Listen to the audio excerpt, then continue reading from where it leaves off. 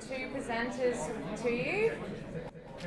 We have Andrew and we have Daly, who are regional coordinators at the Australian Sports Commission up here in Queensland. They work with the active after-school communities programs, and I've actually just heard that Andrew's just bought a boat, from what I've heard, so he has a bit of interest in sailing, so you can ask me about that later on. So they're going to be doing a session for us today on instructing the generations, and it's going to be a bit interactive, so there's going to be a bit of brain work involved in getting you guys to be doing some stuff, so I hope you enjoy it. I'll hand it over to Andrew and Daly. Thank you. That's a good one. Yeah, so basically I'm Andrew and Daly's with me, and yeah, with the Active After School program, which we won't need to go into too much about, which is fantastic. But I suppose after a riveting insurance morning that you guys have had, we'll try to get you out and about and thinking and doing a bit of different stuff. So yeah, all about generations. So sort of, I suppose, the more interactive you guys can be, and you know, working in small groups and things like that, the better off hopefully it is going to be for you. So we'll just see how we go. I'll pass on to Daly and he can introduce himself a little bit more. Thanks, Andrew. As Nicola said, we work for the Active After School Communities program. Just a show of hands, who's actually heard of the program before? Fantastic. What? Didn't expect that, that's for sure. So yeah, we look after schools within the program, but I guess part of our role is to get coaches involved in the program and delivery. And that's where we have all sorts of coaches involved from all sorts of, I guess, generations, which we'll be talking to you about today. So we've got teenagers as young as 14, 15, and we do actually have, we work with one coach who's 72 years old. He's an orienteering coach. And obviously there's a little bit different with his, obviously, background and beliefs and things. So it can be a little bit challenging, but obviously you've just got to think of the best way to I guess coach the coach. Yep, I'll just use this one. We're not used to sort of doing any courses with microphones, so it's a bit foreign to us, but that's all right. Yeah, so yeah, basically I've been doing a lot of schoolwork, so coaching a lot of, and instructing a lot of high school kids to become coaches, and I suppose look at clubs and how they can develop coaching ranks. So it's not just getting volunteers in, it's sort of looking at some of the better players that they've got, and maybe if they're not going to, progress in a sporting sense, maybe they can look at giving back into a club sense by coaching some younger grades and things like that. So hopefully between Daly and I, we have sort of had a really broad range of coaching to different generations, and then also presenting to those guys too. So I suppose that's just a little bit about us. Yes, I did buy a boat, and I probably wish I was out there on such a lovely day today, but anyway, there's probably a whole room of people that are quite the same. Anyway, that's a little bit about us. So what we need to do now is try to find out a little bit about you guys. So on your tables there should be pieces of paper. So what you need to do is just write your name, and we're going to play a game called Throw, Throw, Throw. So write your name, how long you've sort of coached or instructed for, and then one positive or negative experience of coaching someone from a different generation. Only take about 30 seconds to do it. So just name how long you've been a coach or an instructor for, and then a positive or negative experience, just in a few words. And once you've written it up, you need to scrunch all that up into a nice little ball and head towards the back of the room where everyone's bags are, and we'll play a bit of a game. Okay, so good demonstration here already. That's pretty much the aim of the game, is to get your bit of paper over to that side. So the team with the most pieces of paper on their side of the court will make this the halfway point where I'm standing. Losers, okay? So you want the least amount of pieces of paper on your side of the court. And we're off!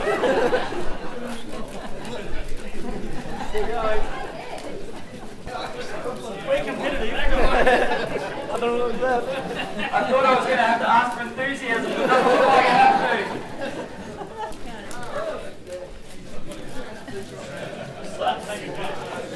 Oh, this is good.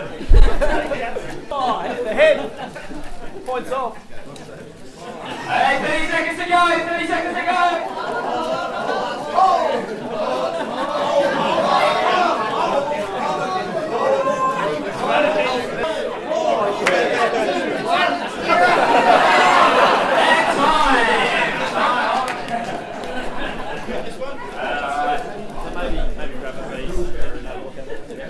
Okay, guys, you need a bit of paper again. Obviously, you're not gonna. It doesn't matter which piece of paper you have, but everyone needs a bit of paper again. Who hasn't got one? So everyone should have a piece of paper again. Just so have a read of it. Hopefully it's not your own. Did anyone get their own? Oh, yeah. You had to actually throw them. You couldn't keep them in your pocket. Who's got a positive coaching experience from a different generation? A couple of people. So can you just quickly highlight maybe what it is? Lee 10 years, smiles when they steer in a straight line, and the negative was crying when they get hit by the birds. Go on, cheers. The positive thing was connectivity. Okay. Excellent. I think. Yep. I got a positive. It was coaching a daughter and father and seeing their bond together. Yeah, nice one. Yeah. I'll do a couple of negatives. So does anyone have a negative? I got one. Yeah. It says attention span. Attention span? Yeah. Find each other rather than be taught. Must be brother and sister. So we've got some positive and negative experiences with older generations and younger generations. So I suppose what we'll do now is go back to our seats and have a little bit of a learning 5 minutes of PowerPoint about what the generations are, and we'll have a go. So with those pieces of paper, just hold on to them, take them back to our seats. Alright, so hopefully that got people up and moving, and if you're a little bit dusty from the barbecue last night, and yeah, hopefully gets you thinking. So all of the stuff that I suppose Daly and I and you guys are going to talk about, we are going to talk about the generations. And I suppose there's a lot of generalities in any of the stuff that we talk about. So, you know, we're going to give dates and examples of, you know, older generations don't listen and younger generations just want to fight and things like that. But they are all generalities, so that's going to be the main thing.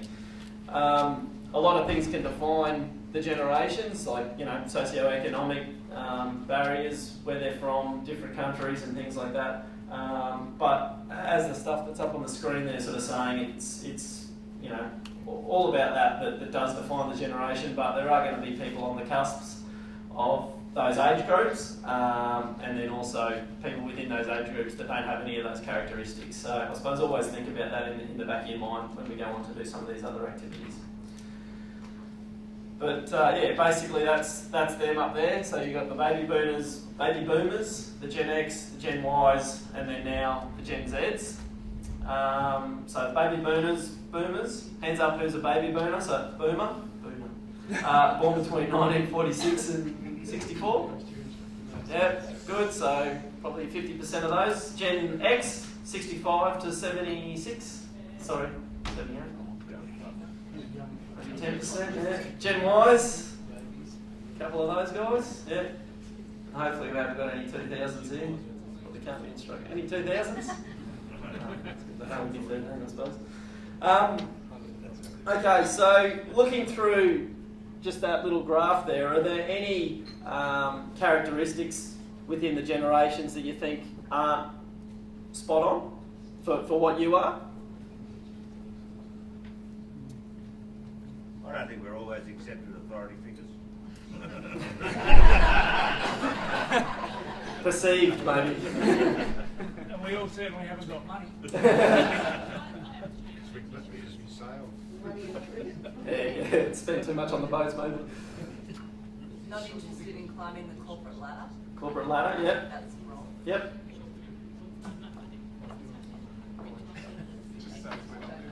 There's another one, no. So I guess it's good to create discussion with it, and as we sort of said, they're not really you know, hard and fast rules about you know, what happens in a generation. So they're really only very broad painted brushstrokes of what it can look like. But basically, when we're looking at instructing and coaching, so Generation and Gen Z are probably combined a little bit together until Gen Z forms its own sort of path. So we're sort of combining them together.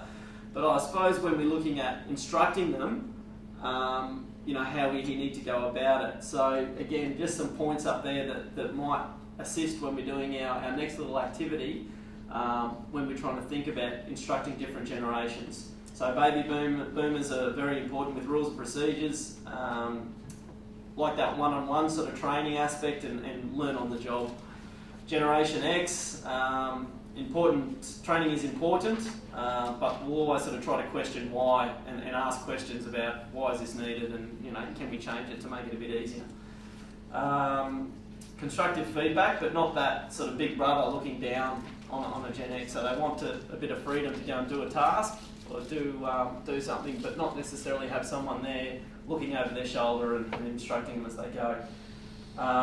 Generation X, again, trying to build a whole range of diverse skills, and then if you can keep the materials nice and brief for them, that is also helpful. And then Gen Y and Gen X, fun, fast, quick-paced, lots of technology, especially getting more so, and then again, not so the supervision, but not the direction necessarily. So maybe it's just an open-ended task that they can sort of complete and then come back to someone to get a bit more information, but yeah, maybe not too many constraints around that sort of stuff.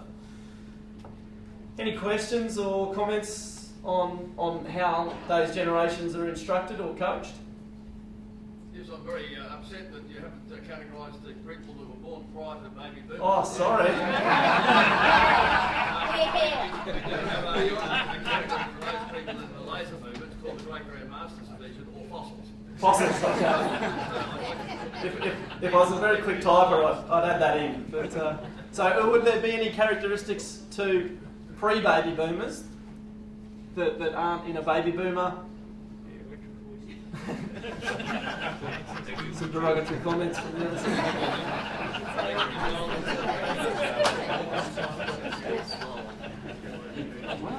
Sorry. Okay, well we might categorise those guys in with the baby boomers just for this activity, if that's okay. My apologies.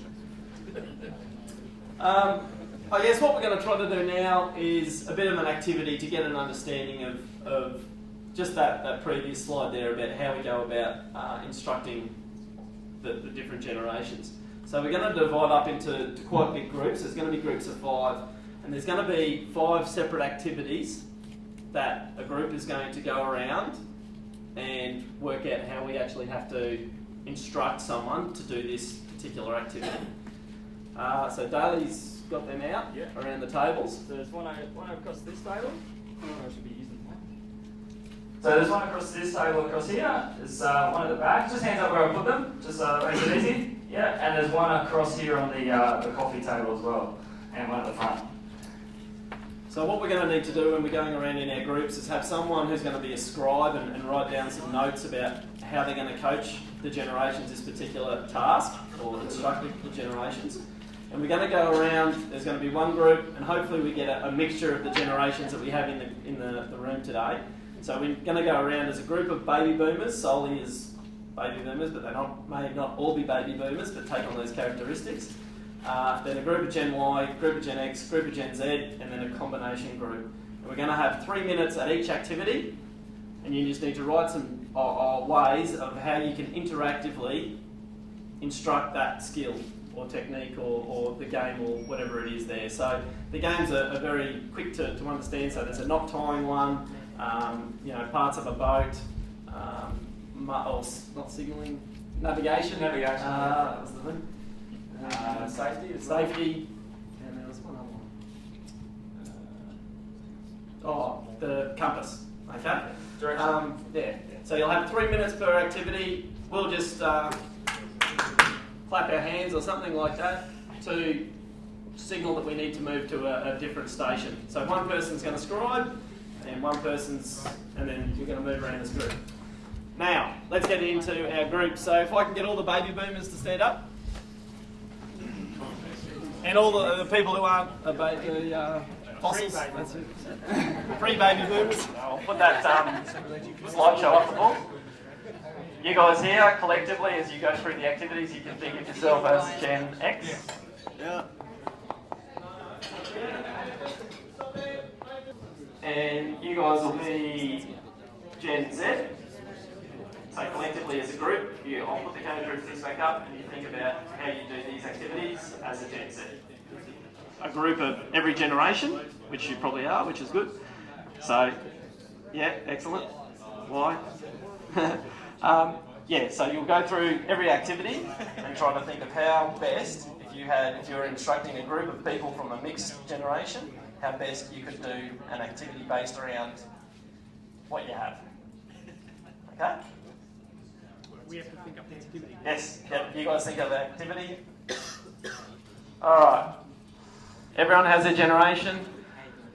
So you're going to have 3 minutes per activity to try to think of an interactive way that you would coach or instruct that activity to a group of people.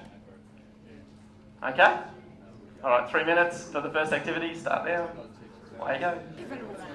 I love it. Be a bit of paper with all the points on boat and water safety, and then taken out and then done a practical demonstration. Yeah.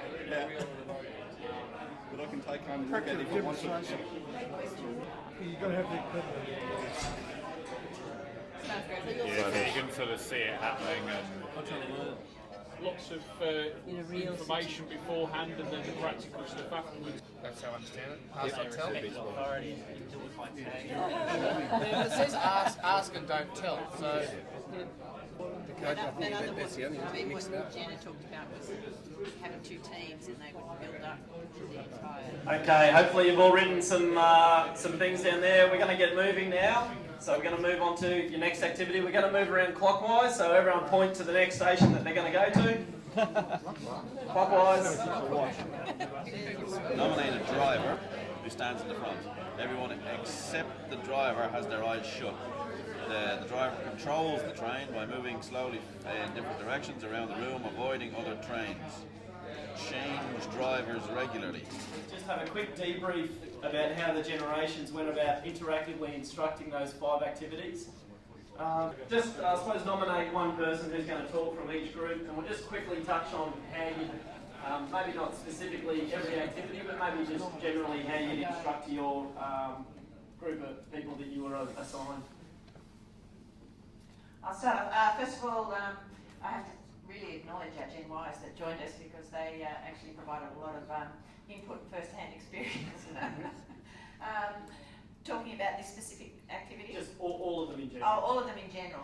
Yes, I think we had lots of ideas that came in, and a lot of people had used similar things together. But I have to say, I did think it was our Gen Ys who were injecting keep it more interactive and more hands-on, rather than getting too bogged down with the technical. Okay, so what interactive things did you do with a rope or?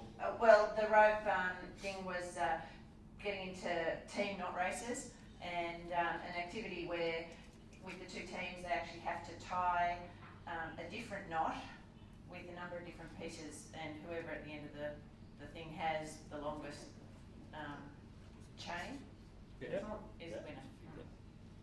Fantastic. So generally, how did you guys go about interactively coaching or instructing these activities? Basically, it was agreed that we like to work in smaller groups, that we like to have the information a little bit further in advance. So when we were on that table over there, we would like to have seen that chart, say, the day before, so we could take it home, and we'd like to have copies of those things. That's basically how the baby boomers operate. But being able to do it in smaller groups rather than in the large group we were when we started tying knots, it didn't mean as much. The other thing is we like to actually explain why we do something. So for instance, when we did the safety, we like to have a checklist. We like to see all of the pieces of safety that we have on our boats. Excellent. Yeah, no, that's fantastic. It's all the answers are just coming out behind me. It's easier, but it's also more effective. And I think what you do in the smaller groups, in actually what we do as sailing instructors, we actually ensure that everyone in the group is actually doing it. There's no way you can actually sneak out the back. Yeah. So the smaller groups means that we can actually tick off that we can actually do that particular piece. We were Gen X, and we looked at virtual, needed virtual type of inputs. We always question why we do things, and a little bit out of the norm sort of stuff. Slideshows, needed to have handouts to take home, the end of it. They still in the video age, so we understood videos. Discussion of the subject, examples. Sometimes we did some things where we showed them something and then asked them what was missing by like some sort of games or filling out forms, etc. And needed to have some practical demonstrations of the activities. We were the Z people, so we wanted to keep it fast and interactive, and all the time wanted a new activity to go with it. So when we went around to all the tables, we thought of a whole heap of different exercises that we would do, and we would constantly change it up and mix it and keep playing, and always testing their skills as well, so always making it that little bit more challenging. And a little bit opposite to the baby boomers, I'd say that with Generation Z, you'd want quite a lot of students in the group, but you'd want activities to make sure that they're all involved. So always to keep them on the top of their game, but also I think they learn off each other as well, so the more participants involved, the better. We thought originally that there are some good smartphone apps as well, because Generation Z is so technology driven.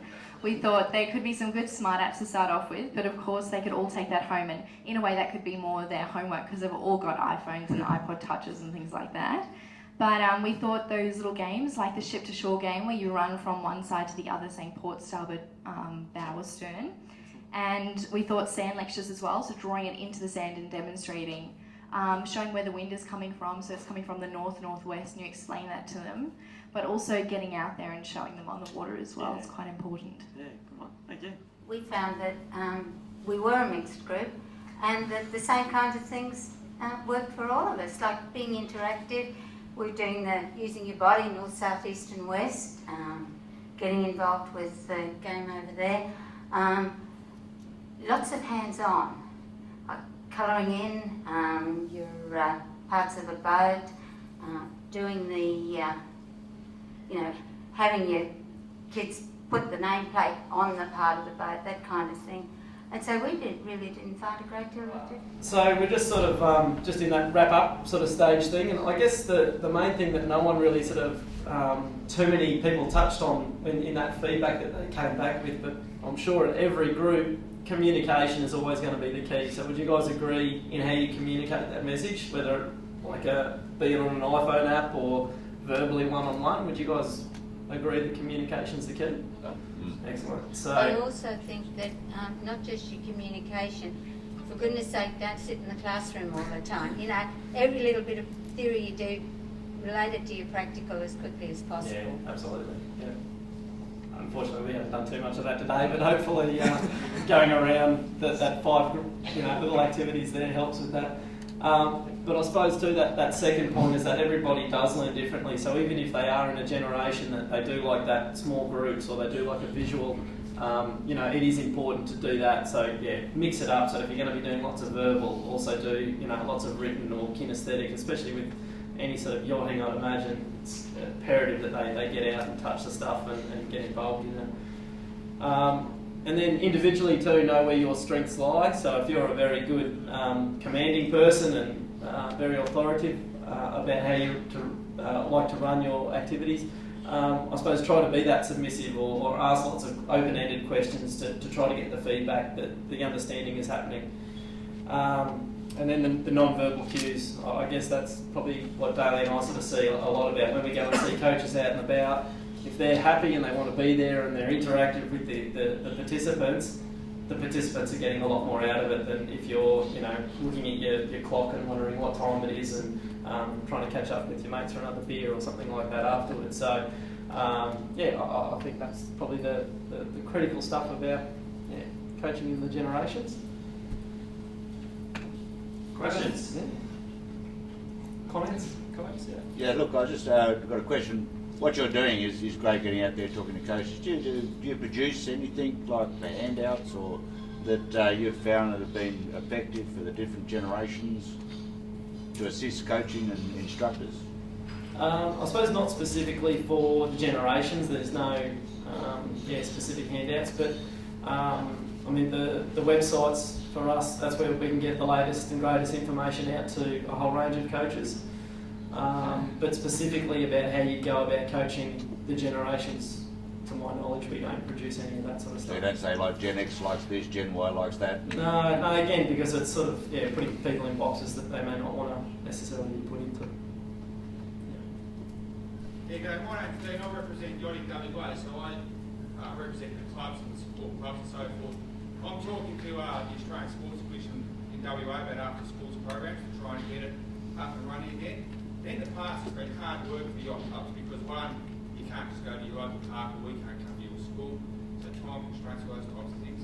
Some of those things we're confident we can work over, but one of the things, the feedback I've got from the clubs is we have in Yachting Australia, WA, all the clubs that have instructors, a solid, structured, rigid, already well bulletproof instructor program.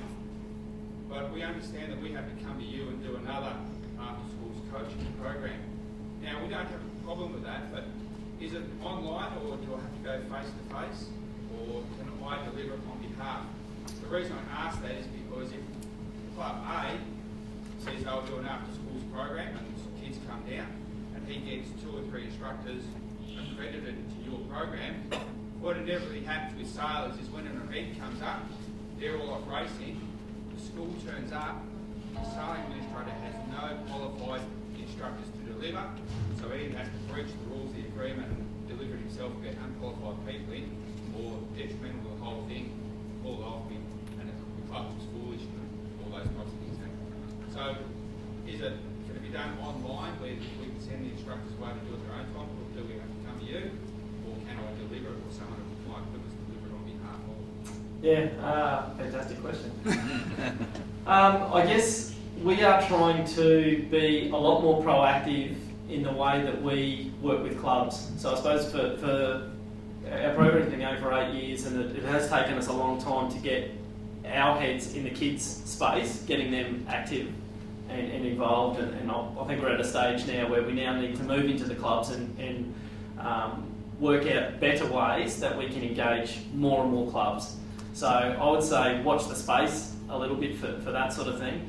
I mean, we are, like in Queensland, I'm not sure about the WA sort of side of things, but if you have any of that beginner coaching sort of stuff within your own organisation, a lot of the time we can sort of marry up a lot of our key philosophies on top of what's that. So what we'd say is try to, invite us to that day, and maybe for half an hour we can do our active after school community stuff, and then hopefully you can get a few more coaches that way. So part of our program is the Australian Sports Commission beginning coaching general principles. Yep. So yeah, and so that's I was taking that as a given. Sorry. So yeah, and that's looking at getting reviewed and how we deliver our courses and things like that. So it is a bit of a watch this and wait, but yeah, I guess there are things happening. Do you have a budget? Do we have a budget? Do you have a budget to facilitate? Because let's face it, all the great ideas really need dollars to back them up. So that's part of Daly my role. So every regional coordinator needs to be within their region where a need is. Yep. So I would say that if you're contacting your regional coordinators and on a Sunday you need them, just like we're here today, they'll make their time available to assist. Right. Hopefully. It's all in all regional areas as well? Yeah, every region in Australia should be covered with someone equivalent to Daly and myself. And that's all sourced through the Ausport Gov? Yeah, and then specifically go to the active after school program, or is there anything like a handout for these girls? No, not on this one, but right. on after schools we are looking at moving into that space, and it's something we've been discussing as a sport development team with how we actually facilitate that, because it's working in certain clubs. I think as Noosa you gave the example, so we're trying to get some good practice case studies of how it can work, and we will start disseminating that information once we get it. We started to look into it a little bit, but the people said that it was too expensive for us to run. We, all the costs to the coaches and all that sort of stuff, and you can't charge them any extra or anything like that. Yeah, that's right. That's why I don't think they want to do it with us. I guess there's different ways that so there's a grant that goes to the school that they would pay a coach to come out and run it. As you guys said before, like yachting, you need to sort of go off site. So as soon as they go off site, there's another grant available for sites, but again, they need to be pretty well planned a term before to get that extra funding to go off site and do that. So hopefully it's not too expensive. It's probably a little bit hard. As soon as sites go off their campus, they need to then have a lot more supervision and things like that. So that's where that might get too hard, but hopefully the money isn't an aspect for them, so it shouldn't be. I think with sailing it gets a little bit tricky because, say for a sport of, football, you've got a team of maybe, 18 or so with the but you can have one coach for that, where the guidelines with coaches to kids ratio. I think that's why it makes the sailing one just a bit more expensive of trying to. Yeah, but I guess that's where you try to, if you only have 2 coaches available and 2 boats and, taking 4 kids out at a time, the other kids are on the shore doing some navigation stuff or, some other things with one coach with a larger group of kids, so you can they all get that experience of going out and tasting yachting or sailing. So it's just, I suppose, individuals and clubs and coaches just being interactive and challenge the way that they would traditionally coach it for any active after school program. Yeah, sorry. We're the Noosa Club and we've actually I think you were in that boat. That's we've right. actually done the program and thoroughly enjoyed it. We enjoyed learning to teach within the program, but also we have the active after schools and the schools do come to us, and you'd be surprised at how many students we actually get out of that school program that actually join in, make a membership and come to our fun sale programs and other programs that we offer. So it has been a great investment, I think, on behalf of Noosa to have that within our club. And also, we've got a lot of younger trainees that go through the active after school coaching, and it is so great. Blake and I we ran the program along one side of one of you guys last time, and we had it at our club, and it was so much fun, and it's a great day, and it teaches you so much about coaching as well, and getting the younger kids involved in it as well. It's very easy, so it's not too challenging. So I think it's great. Cool. You should have come up and testimonial. Yeah. So we at the Royals we did the active after school in Hobart last year, or the year before that as well, and it was a challenge at times with a different sort of group. But I know that with YO the Royals was sort of coming up with a plan to work within the TACAS program to try and bring those into the TACAS program, and that sort of worked reasonably well from my understanding. So there is an opportunity within the States to work with the TACAS program to link it in with the active after schools. The only challenge is with the numbers and everything else, it doesn't quite work that well, but it was alright. Thanks very much, guys. You guys have been fantastic. Morning tea's up, so. Yeah.